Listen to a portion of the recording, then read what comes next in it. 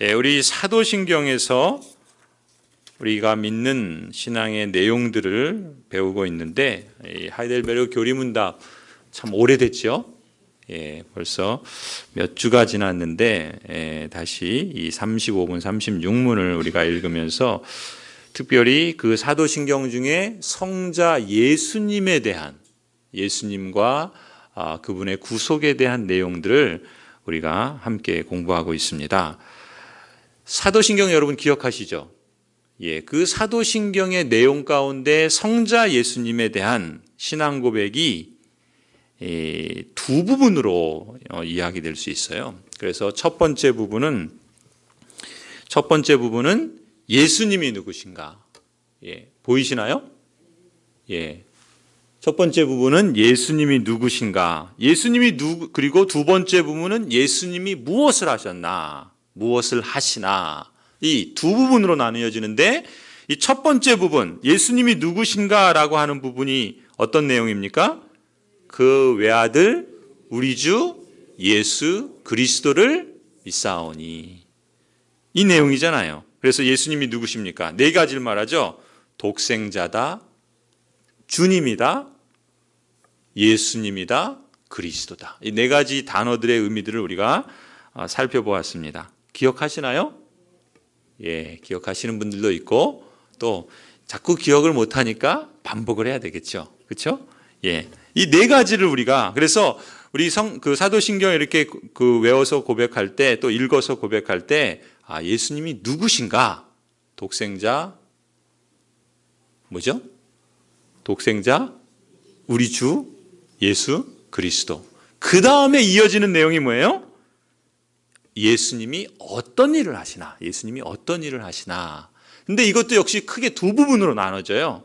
예수님이 어떤 일을 하시나라고 했을 때 한 부분은 그리스도의 낮아지심을 말하고요. 그리스도의 낮아지심. 그거를 한자어로 비하라고 그래요. 비하. 낮아졌다. 자기를 비웠다. 낮아져서 비웠다. 그 다음에 또 한 부분은 그리스도의 높아지심.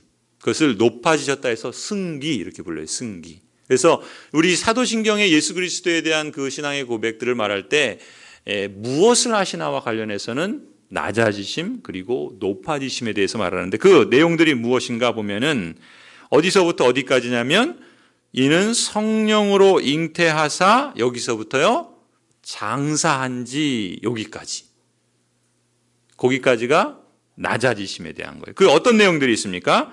이는 성령으로 잉태하사 동정녀 마리아에게 나시고 본디오 빌라도에게 고난을 받으사 십자가에 죽으시고 장사한지 여기까지. 원래 이제 우리 그 사도신경에서는 그 다음 말을 생략하고 있어요. 근데 이 하이델베르그 교리문답에도 그렇고, 또 이제 다른 교회 전통의 사도신경에는 거기에 포함된 말이 있어요. 장사한지 그 다음에 무슨 말이냐면 음부에 내려가시고라는, 지옥에 내려가시고라는 말이 포함되어 있는데, 우리 그 신앙고백에서는 뺐어요. 이제 그건 우리가 앞으로 다루게 될 거고요. 아무튼 거기까지가 그리스도의 낮아지심이에요. 그 다음에 뭡니까? 그 다음 뭐예요? 사흘 만에 죽은 자 가운데서 다시 살아나시며 하늘에 오르사 전능하신 하나님 우편에 앉아 계시다가 저리로서 산 자와 죽은 자를 심판하러 오시리라. 여기까지가 뭐예요? 높아지심이에요. 높아지심. 낮아지시고 높아지심이 그리스도께서 하신 사역, 어떤 일을 하시는가라는 것. 그러니까 이미 하신 일도 있죠. 또 뭐도 있어요? 앞으로 하실 일도 있어요. 뭐가 앞으로 하실 일입니까? 그렇죠. 재림하시는 거. 전능하신 하나님 우편에 앉아 계시다가 그곳에서 이리로 산자와 죽은 자를 심판하시기 위해서 오신다. 그것은 앞으로 행하실 일이에요. 그래서 예수님께서 이미 행하신 일과 앞으로 행하실 일, 그래서 예수님이 하시는 사역에 대해서 우리가 신앙으로 고백한단 말이죠. 자, 그러면 오늘은 이제 이 부분을 우리가 배우게 되는데, 그 중에서 무엇을 배우는가? 바로 예수 그리스도께서 성령으로 잉태하사 동정녀 마리아에게 나셨다라고 하는 부분을 함께 배우게 됩니다. 35문을 보시면요. 자, 35문 우리 다시 한번 35문만 제가 질문하면 여러분이 답을 읽어주시기 바랍니다. 35문 그분은 성령으로 잉태되사 동정녀 마리아에게서 나셨으며 라는 말로 당신은 무엇을 고백합니까?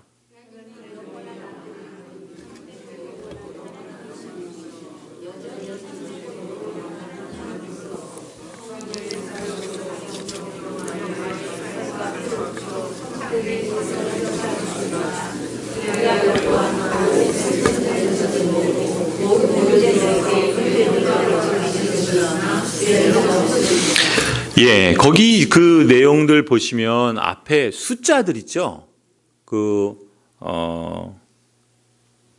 영원한 하나님으로서 다음에 뭐 있어요? 1. 그 다음에 성령의 사역으로 2. 이렇게 숫자가 있죠. 그래서 우리 이 하이델베르그 교리문답을 보시면 그 모든 구절마다 숫자가 붙어 있어요. 그리고 우리 이제 그 내용들을 보면 성경 구절들이 거기에 다 있습니다. 그러니까 이 하이델베르그 교리문답의 모든 내용들은 성경에 있는 표현들을 요약하고 압축하고 핵심을 담아서 한 절 한 절을 다 그렇게 우리에게 가르치고 있어요. 그러니까 우리가 믿고 있는 신앙의 내용을 성경에 근거한 그 뼈대들을 우리에게 잘 간추려서 우리에게 가르쳐 주는 내용이라고 할 수 있어요. 그래서 이것을 우리가 장로교 전통의 표준 문서다. 지난주 우리 최덕수 목사님 오셔서 직분자가 교회 직원이 이 하나님의 말씀을 잘 알아야 되고 성경을 배워야 되고 또 교회의 그 표준 문서들을 통해서 우리의 신앙의 뼈대를 잘 알아야지 그 말씀을 따라서 교회를 섬길 수 있다. 그러지 않았습니까? 지금 이 표준 문서 중에 하나인 이 하이델베르그 교리문답의 그 한 절 한 절 한 절 한 절들이 다 성경의 말씀들을 토대로 해서 이렇게 신앙의 내용들을 정리한 거예요. 그래서 우리가 그 한 절 한 절들의 의미들을 성경을 통해서 확인하려고 하는 겁니다. 먼저 거기 보시면 35문에 하나님의 영원한 아드님은 누구시죠? 예수 그리스도, 성자 하나님, 그 영원한 아드님은 어떤 분이시라고요? 참되고 영원한 하나님이시며 그리고 여전히 그러시다. 이런 내용을 말하고 있어요. 자, 그러면 예수님은요, 지금 동정녀 마리아에게 성령으로 잉태되고 동정녀 마리아에게 나셨다. 이것이 이제 예수 그리스도의 사역의 첫 번째 내용인데 낮아지심의 모습이죠. 성령으로 잉태되고 마리아에게서 나셨다. 낮아지심의 모습인데 그 낮아지심의 모습을 말하기에 앞서서 이 하이델베르그 교리문답은 뭘 강조하냐면 성자 예수님은 누구시다? 영원한 하나님의 아드님이시다. 하나님이시다라는 것을 강조합니다. 그래서 마태복음 3장 17절, 17장 5절 두 군데를 보면요. 하늘로부터 소리가 있어 말씀하시되 이는 누구라고요? 내 사랑하는 아들이다. 하나님 아버지께서 성부 하나님께서 말씀하시는 거예요. 내 사랑하는 아들이다. 내 기뻐하는 자다. 또 마태복음 17장 5절에서 이건 같이 읽을까요? 시작. 말할 때 호련히 빛난 구름이 그들을 덮으며 구름 속에서 소리가 나서 이르시되 이는 내 사랑하는 아들이요 내 기뻐하는 자니 너희는 그의 말을 들으라 하시는지라. 누가 하신 말씀입니까? 성부 하나님. 성부 하나님께서 누구에 대해서 하시는 말씀이에요? 성자 예수님에 대해서. 한마디로 누구시라고요? 내 사랑하는 아들이다. 하나님의 아들이신 예수 그리스도께서 낮아지심으로 그 사역을 하시기에 앞서서 우리의 신앙의 이 표준 문서는 무엇을 강조합니까? 예수님은 사람이기에 앞서서 누구시라고요? 영원한 하나님의 아들이다. 이 점을 강조하고 있는 거예요. 왜요? 예수 그리스도께서 참되고 영원하신 하나님이시고 여전히 그렇다라고 하는 것은 기독교 신앙의 핵심이기 때문에 그렇습니다. 그것이 핵심이기 때문에 이 점을 강조하는 거예요. 그리고 나서 또 계속해서 보시면 요한복음 1장 1절 태초에 말씀이 계시니라 이 말씀이 누구와 함께 계셨고요? 하나님과 함께 계셨고 이 말씀은 누구시라고요? 하나님이시라. 이 말씀은 누굽니까? 태초에 말씀이 계시는 이 말씀은 예수 그리스도 성자 하나님을 말해요. 성자 하나님이 누구와 함께 계셨다고요? 성부 하나님과 함께 계셨다는 거예요. 그 성자 예수님이신 말씀이 바로 태초부터 계셨다는 거예요. 영원하신 하나님입니다. 하나님의 아들이시다. 참되신 말씀은 곧 참되신 하나님이시다. 그리고 요한복음 10장 30절 같이 읽을게요. 시작. 나와 아버지는 하나이니라. 예수님께서 말씀하세요. 성자 예수님과 성부 하나님은 하나다. 곧 예수 그리스도는 사람이기에 앞서 영원한 하나님의 아들이요 또 참되신 하나님이시다. 성경은 이것을 우리에게 강조하고 있어요. 이게 무슨 말이냐면요. 우리가 이제 그리스도의 하신 사역을 말할 때 낮아지셨다 그랬잖아요. 인간이 되셨다라는 걸 말하잖아요. 그런데 그렇다면 예수님이 지금 영원한 하나님의 아들이신데 인간이 되셨어요. 그러면 그때 예수님은 신성을 버리셨는가? 하나님의 아들, 영원하시고 참되신 하나님께서 인간이 되셨을 때 그때 잠깐이라도 예수님은 그 신성을 버리시고 인간이 되셨는가? 그렇지 않다는 거예요. 성자 하나님은 한시도 어떤 순간도 하나님이시기를 멈춘 적이 없어요. 심지어 언제도요? 잉태될 때도. 심지어 그 연약한 육신을 입은 아이로 태어날 때도 성자 하나님은 언제나 하나님의 아들이시고 영원하시고 참되신 분으로 신성을 버리신 적이 없으시고 신성을 멈추신 적이 없다는 거예요. 이게 신비인 거예요. 이것이 기독교 신앙의 핵심인 거예요. 그래서 그 점을 먼저 강조하고 있는 겁니다. 보세요. 골로새서 1장 15절 16절 그는 보이지 아니하는 하나님의 형상이에요. 그는 누구십니까? 예수 그리스도. 심지어 뭐라 그래요? 모든 피조물들보다 먼저 나신 자다. 그리고 모든 만물이 그에게서 창조되었고 또 만물이 다 그로 말미암고 그를 위하여 창조되었다. 모든 만물은요. 예수 그리스도를 통해서 창조되었고 예수 그리스도로 말미암았고 그리스도를 위해서 창조되었다.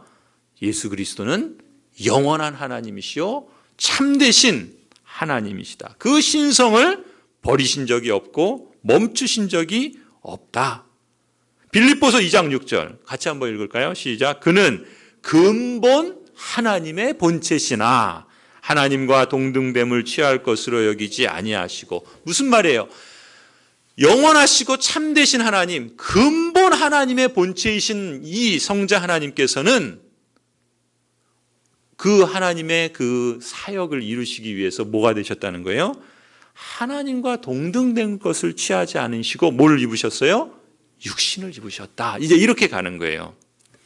로마서 1장 3절 4절 같이 읽습니다. 시작. 그의 아들에 관하여 말하면 육신으로는 다윗의 혈통에서 나셨고 성결의 영으로는 죽은 자들 가운데서 부활하사 능력으로 하나님의 아들로 선포되셨으니 곧 우리 주 예수 그리스도시라.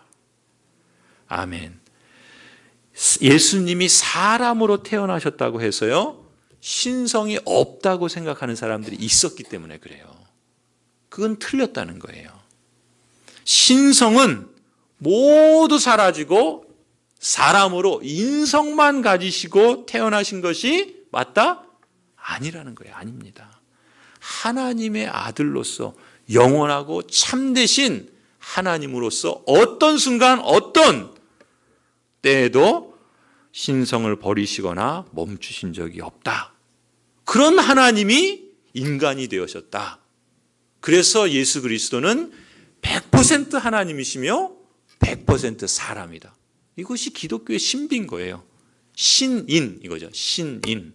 신이시며 인간이신 하나님, 성자 예수 그리스도시다라는 거예요. 자, 그래서 그 로마서 1장에서는 육신으로 다윗의 혈통에서 나셨다. 그런데 하나님의 아들이시오. 그분이 바로 우리 주 예수 그리스도다. 그랬잖아요. 그 다음에 로마서 9장 5절도 보시면 조상들도 그들의 것이요 육신으로 하면 그리스도가 그들에게서 나셨으니 그는 만물 위에 계셔서 세세의 찬양을 받으실 누구시라고요? 하나님이시다. 예수님은 하나님이시다. 그것을 선포하고 있죠. 그래서 예수 그리스도는 우리가 예수 그리스도는 누구신가? 라고 했을 때 독생자, 우리 주님, 예수 그리스도 한 단어 단어마다 의미가 있다고 그랬죠. 그리고 예수 그리스도께서 어떤 일을 하셨는가? 성령으로 잉태되고 마리아에게 동정녀 마리아에게서 나셨다. 그 신이요 인간이신 신성과 인성을 지니신 서로 다른 두 본성을 지니신 분이 바로 예수 그리스도시다. 이 점을 먼저 강조하고 그리고 나서 이제 그 성자 하나님이 첫 번째 하신 사역이 뭐냐면 인간이 되신 것이에요. 인간이 되신 것. 영원하시고 참되신 하나님이 인간이 되신 것 그 자체가 바로 예수님의 성자 하나님의 첫 번째 사역이라는 거예요. 그걸 뭐라 그럽니까? 성육신. 그렇죠? 성육신이라고 그래요. 성육신. 그렇다면요. 당연히 이런 질문이 나오지 않습니까? 어떻게 무한하시고 영원하신 하나님이 우리와 같은 연약하고 병들고 또 죽을 수밖에 없는 그런 인간의 몸을 취하실 수 있느냐? 하나님은 영원하시고 무한하시고 불변하시고 영이신데 그런 하나님이 어떻게 유한하고 한계가 있고 제약이 있고 연약한 그런 몸을 가지실 수 있고 인간이 되실 수 있느냐? 어떻게 그렇게 가능하냐라는 거예요. 그런 질문이 당연하지 않겠습니까? 어떻게 그게 가능하다는 거예요? 그 다음 표현이 뭐예요? 어떻게 가능하다고요? 성령의 사역으로 라는 말이 거기서 나오는 거예요. 그 보면은 그 다음에 뭐라 그럽니까? 하나님의 영원한 아드님은 참되고 영원하신 하나님이시고 여전히 그러하신데 어떻게 인간이 되셨다? 성령의 사역으로 인간이 되셨다. 자, 그걸 어디서 말합니까? 마태복음 1장 18절. 예수 그리스도의 나심은 이러하니라 그의 어머니 마리아가 요셉과 약혼하고 동거하기 전에 성령으로 잉태된 것이 나타났다. 마태복음 1장 20절. 이 일을 생각할 때 주의 사자가 현몽하여 이르되 꿈으로 말씀하신 거예요. 다윗의 자손 요셉아 내 아내 마리아 데려오기를 무서워하지 말라. 그에게 잉태된 자는 성령으로 된 것이다. 누가복음 1장 35절. 천사가 대답하여 이르되 성령이 내게 임하시고 지극히 높으신 이의 능력이 너를 덮으시리니 이러므로 나실 바 거룩한 이는 하나님의 아들이라 일컬어지리라. 하이델베르그 교리문답 해설에서요. 정효성 목사님이라는 분이 이 부분을 이렇게 풀어서 설명합니다. 우리는 마리아가 그리스도를 성령으로 잉태한 것이 정확히 무엇인지 알 수 없다. 그렇죠. 우리의 상식으로는 알 수 있습니까? 이해할 수가 없어요. 성령으로 잉태되었다. 그에게 잉태된 자는 성령으로 된 것이다. 성령이 마리아에게 임하고 지극히 높으신 이의 능력이 마리아를 덮으셔서 그 잉태된 이는 거룩한 하나님의 아들이다. 이렇게 말씀하셨는데 우리가 우리의 머리로, 우리의 이성으로, 우리의 그 지혜로 그걸 알 수 있습니까? 그것을 다 납득할 수 있어요? 어떻게 되었는지 설명할 수 있습니까? 알 수 없다는 거예요. 그렇잖아요. 하지만 그것이 하나님의 선언이요, 하나님께서 말씀하신 것이기 때문에 우리는 그것을 믿음으로 받아들이는 거죠. 그래서 믿음이란 어떻게 표현합니까? 믿음은 하나님께서 하신 일을 받아들이는 걸 믿음이라고 그래요. 그리고 하나님께서 하실 일을 받아들이는 거예요. 그런데 그게 받아들여지는 게 신비인 거죠. 우리가 신앙 고백하는 내용들 보십시오. 죽은 자가 살아난다. 다시 하늘에 오르셔서 또 다시 오신다. 여러분, 상식적으로 그것을 받아들이는 것은 불가능하지 않습니까? 그걸 다 설명하고 납득이 되고 과연 그렇구나 증명을 해서 우리가 믿는 것이 아니죠. 하나님께서 하신 말씀과 그 사실을 우리는 믿음으로 받아들이는 거예요. 무엇도요? 영원하시고 무한하신 하나님이 어찌 연약한 인생에 육신을 입고 인간이 되셨는가? 우리는 그걸 다 설명할 수 없습니다. 설명해서 그래서 그랬구나. 그걸 다 이해했기 때문에 믿는 것이 아니라 하나님의 말씀으로 하나님이 그렇게 선언하신 것을 믿음으로 받아들인다는 것이죠. 그렇다면 이렇게 설명을 해요. 이제 그 목사님이 그런 표현을 쓰세요. 하지만 말씀으로 무에서 천지 만물을 창조하신 하나님, 여러분 믿으십니까? 이게 신비인 거예요. 기독교 신앙은 한마디로 신비예요. 창세기 1장 1절부터 뭐라고 선언해요? 태초에 하나님이 천지를 창조하셨다. 여러분, 우리가 상식적으로 다 그걸 실험해보고 그렇지, 맞아, 그러셨어. 그래서 그걸 우리가 과학적으로 증명해서 그 사실을 그렇게 믿습니까? 그럴 수 있는 사람은 아무도 없어요. 인생이 그것을 만약에 다 그렇게 설명하고 이해하고 그래서 믿는다면 그건 인생이 아니죠. 오직 그것을 누구만 가능하시겠습니까? 하나님만 가능하시죠. 창세기 1장 1절부터 그렇게 성경은 시작하는 거예요. 부영아, 이건 이렇게 돼서 이렇게 된 거니까 이렇게 됐어. 너 다 이해되지? 그러니까 믿어. 이렇게 말씀하시지 않고 하나님은 선언하세요. 태초에 하나님이 천지를 창조하셨다. 이렇게 선언하시는 것으로 우리에게 말씀하시는데 그것이 믿어진다는 거예요. 제가 좀 이상한 사람 아닙니까? 여러분 좀 이상하신 분들 아니에요? 상식적으로 보면은 이상한 분들이죠. 어떻게 그게 믿어집니까? 오늘 우리가 낮에 본 것처럼 그러니 예수님의 가족조차도 예수님을 뭐라고 생각했다고요? 미쳤다 생각한 거죠. 미친 것밖에는, 왜냐하면 이성과 상식으로는 도저히 납득할 수 없는 것을 말하기도 하고 행하기도 하고 그것을 믿기도 하니 한마디로 그 기준으로 보면 미친 거죠. 미친 거예요.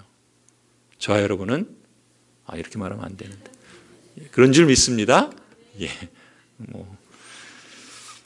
그런데 그게 뭐예요? 그걸 뭐라 그러는 거예요? 하나님께로부터 났다 그런 거죠. 그래서 믿음이 하나님께로부터 났다라고 그렇게 우리는 말하는 거죠. 자, 그래서 무에서 천지 만물을 창조하신 하나님이시라면 여러분 이게 말이 그렇잖아요. 아무것도 없는 것에서 모든 만물을 창조하신대요. 그런 하나님이시라면 아무것도 없는 것에서 이 모든 걸 만드신 하나님이시라고 한다면 그 성령을 통하여 성자를 잉태하는 일이 무엇이 힘들겠습니까? 그렇게 설명을 하세요. 그것이 어떻게 됐고 어떠하다라는 것을 입증해서 설명하는 게 아니라 하나님이 그러신 분이라고 한다면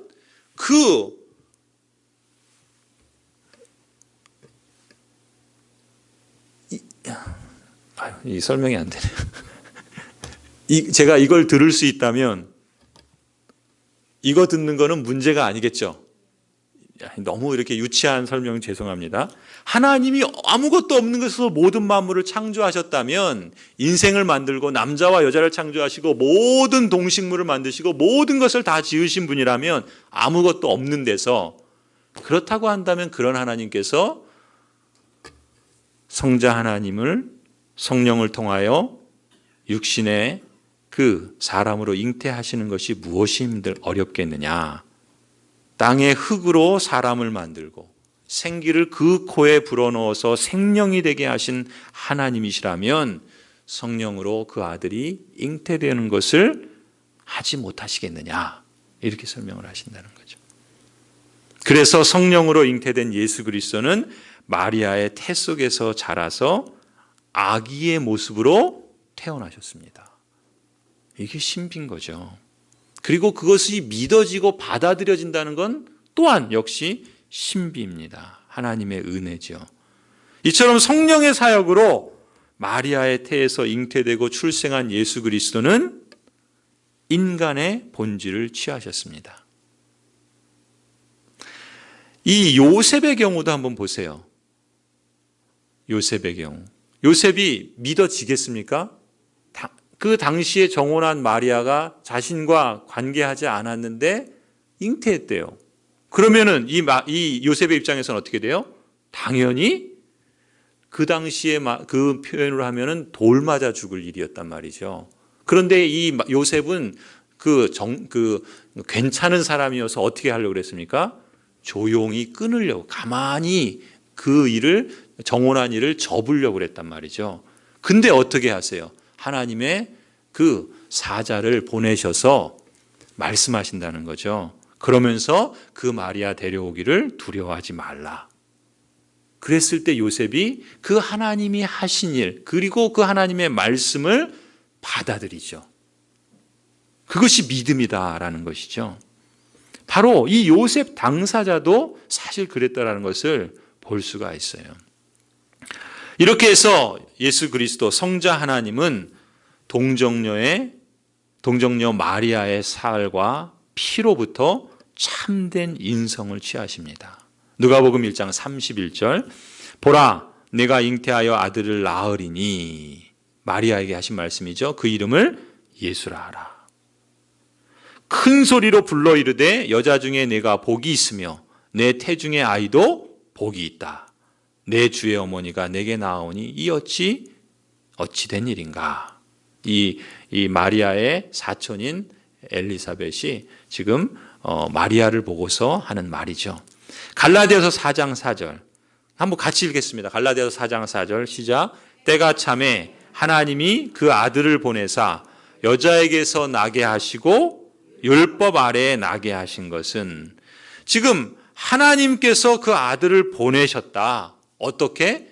여자의 몸을 통해서 나게 하시고 율법 아래에 나게 하셨다. 여러분 이게 무슨 말입니까?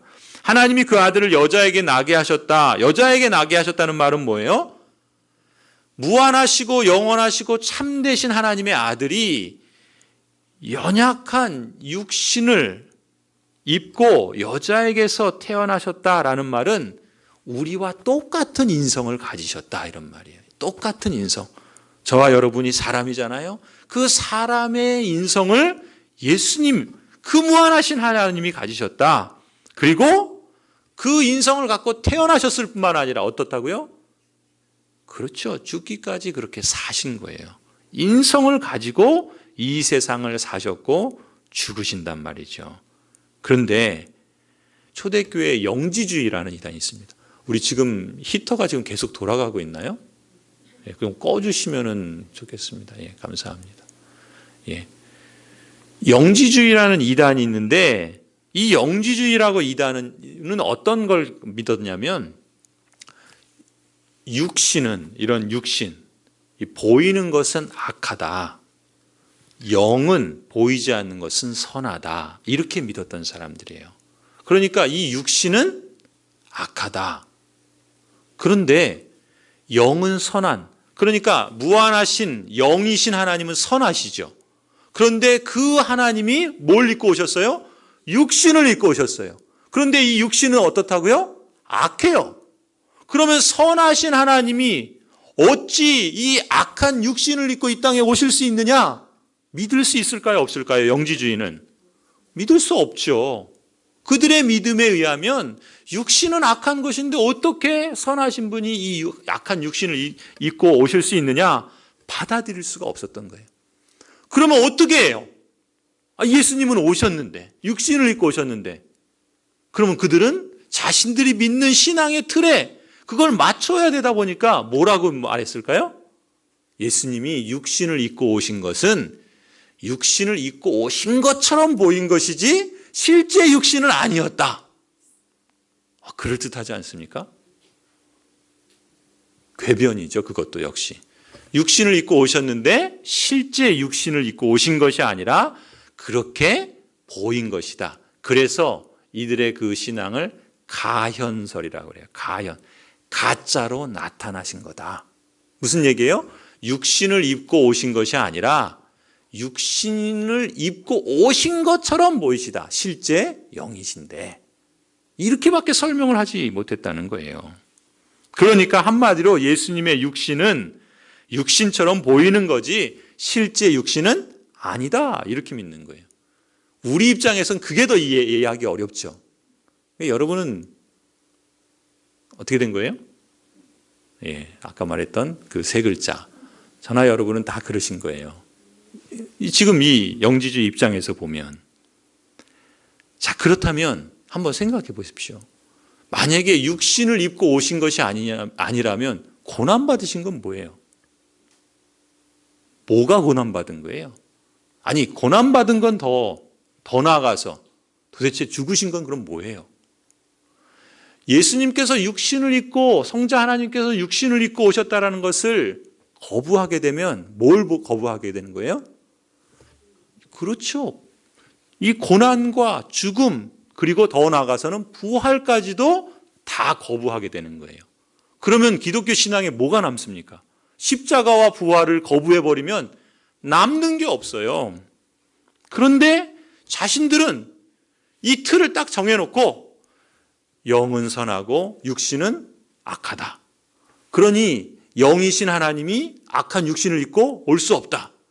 그러니까 분명히 성경은 예수님께서 육신을 입고 오셨다는데 그렇다면 그 육신은 가짜다.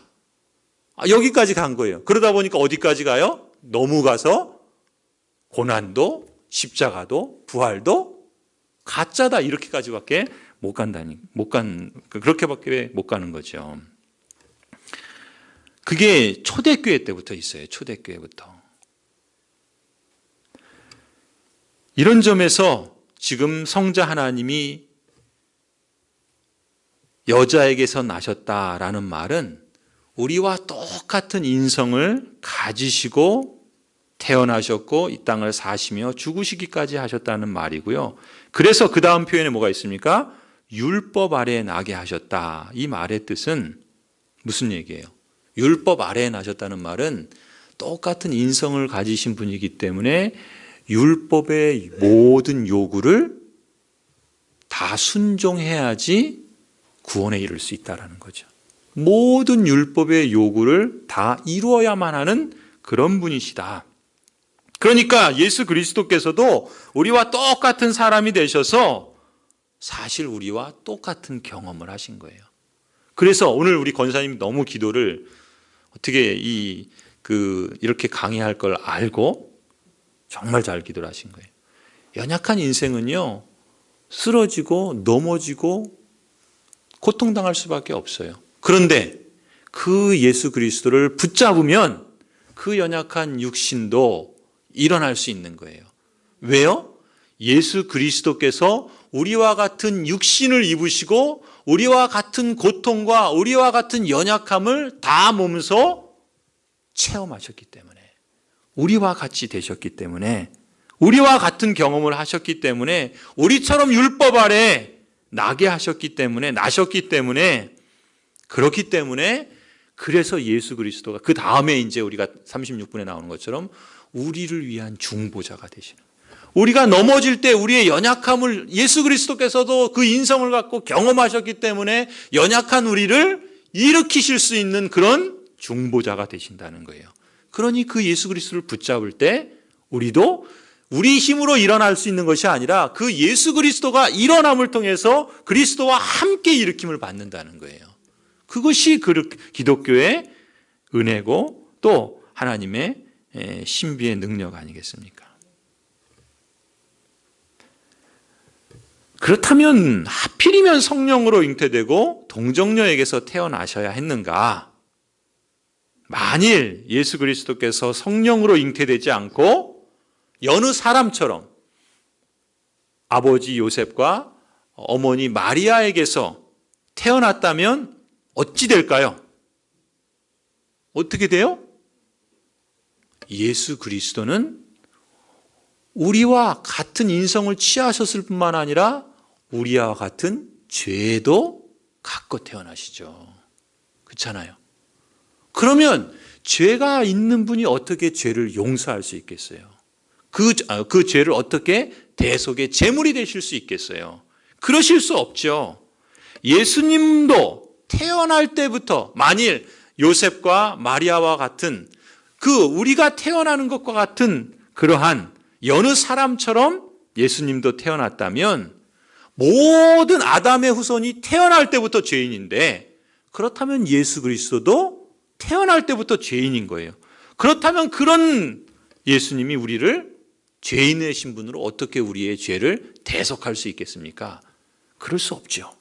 그래서 그 다음 뭐라 그럽니까? 예수 그리스도는 육신으로 태어나셔서 우리의 인성을 다 그대로 갖고 계셨고, 우리와 같이 고통과 그 인생이 경험하는 모든 경험들을 체험하시지만 뭐가 없으시다고요?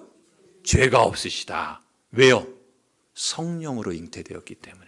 그래서 하나님께서 성령을 통해서 예수 그리스도가 잉태되도록 하셨다는 거예요. 그것이 그래서 중요합니다. 우리가 사도신경의 그 내용들을 가만히 보시면 기독교 신앙의 가장 핵심적인 것들을 요약해서 거기에 담아놓은 거예요. 그러니까 우리가 성령으로 잉태되사라고 하는 말은 그냥 있어도 되고 없어도 되는 표현으로 거기에 담아둔 것이 아니라, 이것은 우리 기독교 신앙의 핵심이요 근간이 되는, 이것을 빠뜨리면, 이것을 부인하면 모든 것이 부인되어지는 그런 중요한 내용이기 때문에 그렇게 성령으로 잉태되었다라는 말을 담아두고 우리는 그걸 고백한단 말이죠. 요한복음 1장 14절, 말씀이 육신이 되어 우리 가운데 거하시매. 태초에 말씀이 계셨어요. 그 말씀이 하나님과 함께 계셨어요. 그 말씀이 곧 하나님이셨어요. 그런데 그 말씀이 어떻게 되었다고요? 육신을 입고 나시고 인생 가운데 거하셨다. 인생 가운데 거하시는 육신을 입으신 분이셨지만 우리가 그의 영광을 보니 어떤 영광입니까? 아버지의 독생자의 영광이에요. 육신을 입고 이 땅에 태어나셨지만 어느 한순간도 신성이기를 멈추거나 버리신 적이 없어요. 은혜와 진리가 충만하십니다. 진정으로 예수 그리스도는 육신을 입고 율법 아래에 사셔야 하는 여느 인생처럼 이 땅에 계셨지만, 동시에 예수 그리스도는 여전히 하나님의 독생자로서 신성을 갖고 계시고 또 은혜와 진리가 충만한 분으로 이 땅에 사셨다. 그것을 우리에게 가르치고 있습니다. 그래서 이제 우리 하이델베르그 교리문답 그 내용에 보면은 우리 주보에 있죠. 그 다음 뭐라고 표현합니까? 성령의 사역으로 동정녀 마리아의 살과 피로부터 참된 인성을 취하셨습니다. 그리하여 또한 무엇이 되었다고요? 다윗의 참된 자손이 되었다. 다윗의 참된 자손이 되었다. 로마서 1장 3절, 그의 아들에 관하여 말하면 육신으로는 어디서 나셨다고요? 다윗의 혈통에서 나셨고. 왜 하필 다윗의 혈통으로 나셨을까요? 왜요? 하나님께서 다윗에게 언약하셨기 때문에 그래요. 하나님께서 다윗에게 예수 그리스도께서 성령으로 잉태돼서 이 땅에 육신을 입고 태어나시기 전 수백 년, 수천 년 전에 이미 하나님께서 다윗을 통해서 약속하셨어요. 뭐라고 약속하셨습니까? 사무엘하 7장 12절 같이 읽겠습니다. 시작. 내 수완이 차서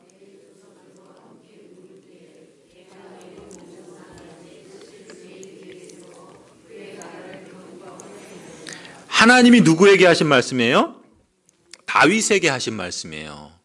다윗에게 뭐라고 말씀하시냐면, 너의 나이가 차서, 너의 수완이 차서 너의 조상들과 함께 누울 때에 내가 너의 몸에서, 다윗의 몸에서 너의 씨를 너의 뒤에 세우겠다. 그런데 그 씨는 어떤 분이다? 그로 말미암아 그의 나라가 견고하게 셀 것이다. 그래서 시편 132편에는요 이렇게 표현해요. 여호와께서 다윗에게 성실히 맹세하셨으니, 바로 이 사무엘 7장에 있는 말씀처럼 하나님께서 다윗의 씨를 통해서 그의 나라를 견고하게 영원토록 세울 것이다 약속하신 것을 하나님께서 다윗에게 성실히 맹세하셨으니 어떻다고요? 변하지 않는다는 거예요. 변하지 않는다. 그래서 뭐라 그래요? 내 몸의 소생을 내 왕위에 둘지라. 그래서 하나님이 다윗에게 약속하신 그 약속을 따라서 왕이신 예수 그리스도께서 누구의 혈통을 통해서? 이 다윗의 혈통을 통해서 나시도록 하나님이 그렇게 하셨다는 거예요. 얼마나 치밀합니까? 얼마나 무한하신 지혜로 그 일을 이루어 가십니까? 다윗의 자손이 진정한 왕이 될 것이라고 약속하신 그 언약을 이루시기 위해서 전능하시고 무한하신 하나님이 섭리하셨다. 그런 하나님을 우리가 믿고, 얼마나 세밀하십니까? 우리는 내일 일도 알 수 없는데 하나님은 몇천 년, 아니 몇만 년, 아니 영원에 걸쳐서 모든 것들을 아시고 모든 것들을 섭리하시는 섬세하신 하나님이신 거예요. 그러니 우리가 그 하나님을 신뢰할 때, 그 하나님의 약속을 믿을 때 넘어져도 일어날 수 있는 거죠. 우리에게 당하는 고난과 어려움 가운데서도 하나님께서 우리에게 아버지가 되어주시고, 성자 예수 그리스도께서 우리의 중보자가 되어주시고, 성령 하나님께서 우리와 함께 하신다면 우리에게 임하는 그 어떤 것도 오늘 찬양한 것처럼 그리스도의 그 사랑으로부터 끊을 수 없을 뿐만 아니라 그 모든 것이 우리에게는 우리가 지금 다 이해하지 못해도 하나님의 선하신 능력 가운데 선을 이루어 주실 것이다. 우리에게 가장 복된 길로 인도하실 것이다. 무엇을 근거로요? 다윗에게 약속하신 그 약속에 따라서 예수 그리스도를 나게 하시는 것을 통해서 하나님께서 얼마나 치밀하고 또 하나님께서 그 약속하신 것을 얼마나 정확하고 완전하게 이루시는가라는 것을 우리가 믿을 때 그 믿음의 신앙을 갖게 되는 것이죠. 자, 그래서 이제 성자 하나님은 육신을 입고 이 땅에 오셨고 예수 그리스도로서 모든 점에서 사람과 같이 되셨습니다. 모든 일에서 그의 형제들과 같이 되셨으나, 이런 표현이죠. 그런데 딱 한 가지 다른 점이 있죠. 뭐예요? 죄는 없다. 이게 중요한 거예요. 그렇죠? 딱 하나 달라도 그 다른 하나가 모든 것을 우리에게 말씀합니다. 죄가 없다는 것. 그래서 하이델베르 교리문답 그 다음 뭐라고 이어집니까? 그리하여 또한 다윗의 참된 자손이 되고 모든 일에서 그의 형제들과 같이 되셨으나 죄는 없으십니다. 죄는 없으십니다. 히브리서 4장 15절. 히브리서 4장 15절 같이 읽습니다. 시작. 우리에게 있는 대제사장은 우리의 연약함을 동정하지 못하실 리가 아니요 모든 일에 우리와 똑같이 시험을 받으신 이로되 아멘. 죄는 없으십니다.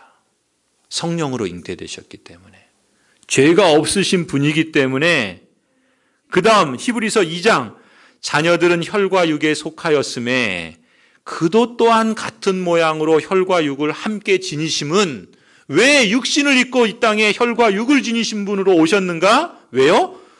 죽음을 통하여 우리가 죽잖아요. 그런데 그 우리의 죽음을 통하여 죽음의 세력을 잡은 자 마귀를 멸하시기 위함이다. 죽음으로 죽음을 이기시기 위해서, 멸하시기 위해서 육신을 입고 이 땅에 오셨다. 그러므로 히브리서 2장 17절 그가 범사의 형제들과 같이 되심이 마땅하도다. 히브리서 7장 26절 이러한 대제사장 곧 예수 그리스도는 우리에게 합당하니 구약에 말씀하신 것처럼 거룩하고 악이 없고 더러움이 없고 죄인에게서 떠나 계시고 하늘보다 높이 되신이라. 그는 저 대제사장들이 먼저 자기 죄를 위하여 다음에 백성의 죄를 위하여 날마다 제사 드리는 것과 같이 할 필요가 없으니. 무슨 얘기예요? 구약의 제사장들은 백성들의 죄를 하나님으로부터 용서받기 위해서 어떻게 합니까? 백성들을 위한 제사를 하나님께 드릴 뿐만 아니라 누구를 위한 제사도 드려요? 자신을 위한 제사도 드려요. 왜요? 연약한 인생이요 죄가 있는 인생이기 때문에 제사장이라 할지라도 자기도 자신의 죄에 대해서는 스스로 용서할 수 없어요. 그래서 자신을 위한 제사를, 희생제를 하나님께 드려야 됐다는 거예요. 그런데 우리에게 있는 대제사장 예수 그리스도는 어떤 분이시라고요? 그는 거룩하고 악이 없고 더러움이 없고 죄인에게서 떠나 계시고 하늘보다 높이 계신 분이시기 때문에 그는 그 희생제사를 어떻게 하셨다고요? 그가 단번에, 그렇죠? 이게 중요한 거예요. 우리 이정수 집사님. 이게 강조돼야 돼. 단번에 자기를 들여 이루셨다. 단번에 들이신 사건이 무슨 사건입니까?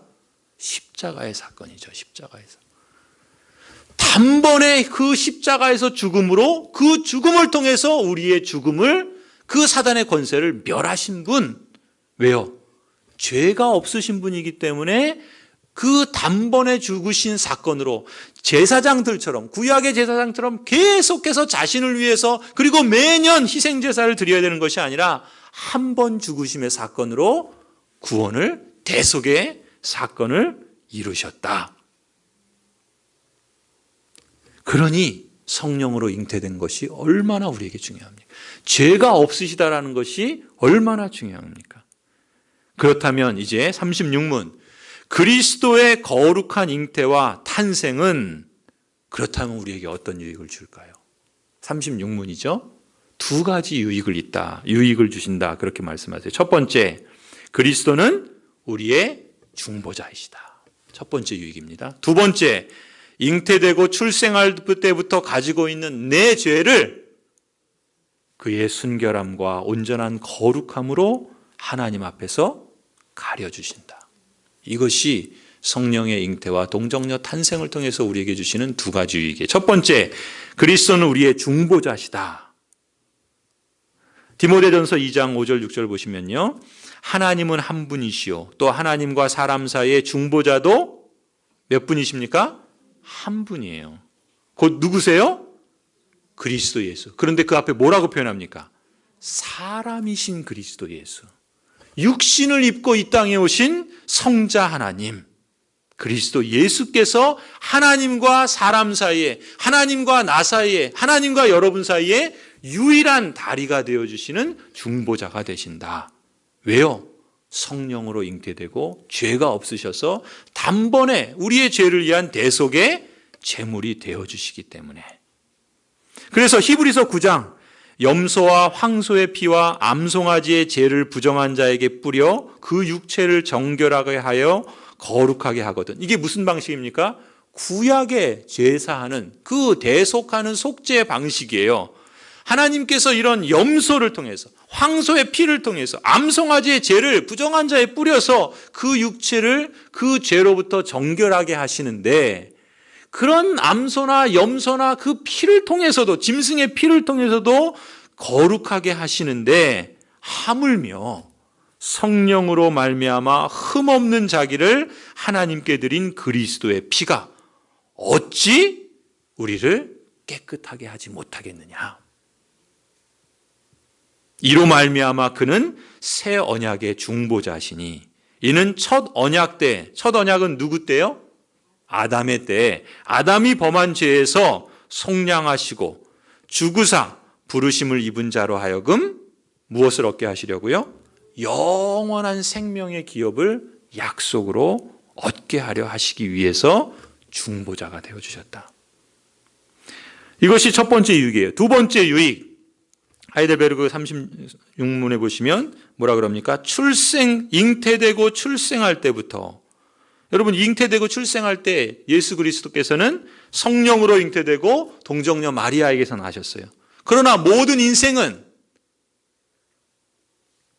그 잉태되고 출생할 때부터 아담의 그 죄로 인한 그 죄를 갖고 태어난단 말이죠. 그러나 성령으로 잉태되시고 동정녀에게 탄생하신 예수 그리스도는 죄가 없으시기 때문에 이런 말이에요. 그래서 그분이 어떻게 하십니까? 그 순결함과 온전한 거룩함으로 내 죄를, 그 태어날 때부터, 잉태되고 태어날 때부터 내가 갖고 있는 그 죄를 하나님 앞에 가려주신다. 로마서 8장에 보시면요, 율법이 육신으로 말미암아 연약하여 할 수 없는 그것을 하나님은 하시나니 곧 죄로 말미암아 자기 아들을 죄 있는 육신의 모양으로 보내어. 성육신 하신 거죠. 육신의 죄를 정하사 육신을 따르지 않고 그 영을 따라 행하는 우리에게 무엇을 이루게 하셨다고요? 율법의 요구를 이루게 하셨다. 율법 아래에 나게 하셨다 그랬잖아요. 우리가 다 율법 아래에 있어요. 그래서 율법을 지켜야 구원받을 수 있어요. 그런데 우리는 율법을 다 지킬 수 있습니까? 없어요. 불가능해요. 하나라도 범죄하면 다 범죄한 것과 마찬가지예요.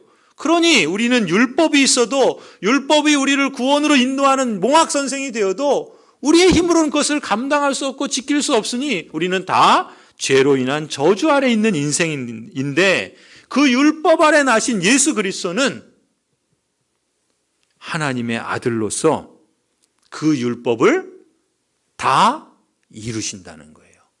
그래서 뭐라 그랬습니까? 성자 하나님은 인성을 입으셨지만 한순간도 어떤 때에도 신성을 버리시거나 멈추신 적이 없어요. 그렇기 때문에 모든 율법을 이루실 수 있는 거죠. 만약에 한순간이라도 신성이 없으셨다면 연약한 인생은 율법을 어길 수밖에 없지 않습니까? 하나님은 예수 그리스도는 바로 그러신 거예요.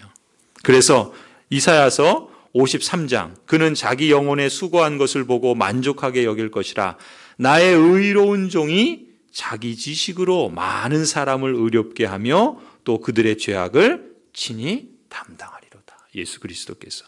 고린도전서 1장 30절 예수는 너희는 하나님으로부터 나서 그리스도 예수 안에 있고 우리가 예수 안에 있다는 것이 이게 얼마나 중요한 것인지 말하는 거죠. 그 예수는 누구십니까? 하나님으로부터 나와서 우리에게 지혜와 의로움과 거룩함과 구원함이 되셨다. 베드로전서 1장 너희가 알거니와 너희 조상이 물려준 헛된 행실에서 대속함을 받은 것은 우리는 조상부터 나면서부터 죄로 인해서 죽을 인생이에요. 그런데 그 죄로부터 대속의 은혜를 받은 것은 은과 금으로 된 것이 된 게 아니라는 거죠. 무엇으로 된 것입니까? 오직 흠없고 점없는 어린 양 예수 그리스도의 보배로운 피로 된 것이다. 베드로전서 3장 18절 우리 같이 한번 읽으십시다. 베드로전서 3장 18절 시작. 그리스도께서도 단번에 죄를 위하여 죽으사 의인으로서 불의한 자를 대신하셨으니 이는 우리를 하나님 앞으로 인도하려 하심이라. 육체로는 죽임을 당하시고 영으로는 살리심을 받았느니라. 육체로는 죽이심을 당하셨으나 영으로는 살리심을 받음으로 하나님께서 그리스도 안에서 나를, 하나님께서 그리스도 안에서 여러분을 그리스도와 함께 살리시고 함께 일으키시고 그리스도와 함께 하늘에 앉히셨다. 이것이 성경이 우리에게 약속하시고 선언하는 하나님의 말씀입니다. 갈라디아서 4장 4절 5절 때가 참에 하나님이 그 아들을 보내사 여자에게서 나게 하시고 율법 아래에 나게 하신 것은 무엇을 위해서요? 율법 아래에 있는 우리를 그 죄로부터 속량하시고 우리로 무엇을 얻게 하시려고요? 아들의 명분을 얻게 하시려고. 그래서 우리가 무엇이 됩니까? 하나님의 자녀가 된 거예요. 하나님의 자녀가. 그러니 시편 32편에 이런 찬송이 나오죠. 허물의 사심을 받은 자신의 죄가 가려진 자는 복되다. 저와 여러분이 복된 사람인 줄 믿습니다. 허물의 사심을, 용서하심을 받고 죄가 가려진 인생. 그리스도께서 우리의 죄를 가리셨기 때문에 우리는 복된 사람이지요. 그러니 디도서 2장 13절 우리 같이 이 말씀 읽고 마치겠습니다. 시작. 복스러운 소망과 우리의 크신 하나님 구주 예수 그리스도의 영광이 나타나심을 기다리게 하셨다. 저와 여러분이 무엇을 기다립니까? 복스러운 소망을 기다립니다. 우리의 크신 하나님 구주 예수 그리스도의 그 영광이 다시 나타나기를 기다립니다. 그리스도의 재림을 이제 하나님께서 이미 행하신 일, 예수 그리스도를 통해서 행하신 일을 우리가 믿음으로 받아들이고 고백하고 그 힘을 힘입어서 살아갈 뿐만 아니라 그 나중 하나님께서 앞으로 행하신 일, 곧 소망, 복스러운 소망, 그리고 재림, 예수 그리스도께서 영광 가운데 다시 나타나실 것을 우리는 기다리는 줄 믿습니다. 그 삶을 지금 이 현재의 삶을 통해서 우리가 이어가고 있는 거예요. 우리가 이 땅을 살아가지만 이 땅에 속한 사람이 아니라 그 영광과 그 하나님 나라에 속한 사람으로 다르게 산단 말이죠. 비록 우리가 육신의 고통을 여전히 이 세상에서 경험하고 때로는 신음할지라도 때로는 넘어질지라도 예수 그리스도의 우리의 중보자 되주시고 바로 그 그리스도로 인해서 다시 일어나는 줄을 믿습니다. 그 하나님의 선하신 능력이 이 한 주간 매일매일 우리의 삶에 함께 하심을 우리가 믿음으로 받아들이고 그 성령 하나님의 동행하심 가운데 저와 여러분이 믿음의 경주를 계속 이어나가는 복된 그러한 인생이 되기를 주님의 이름으로 간절히 축원합니다.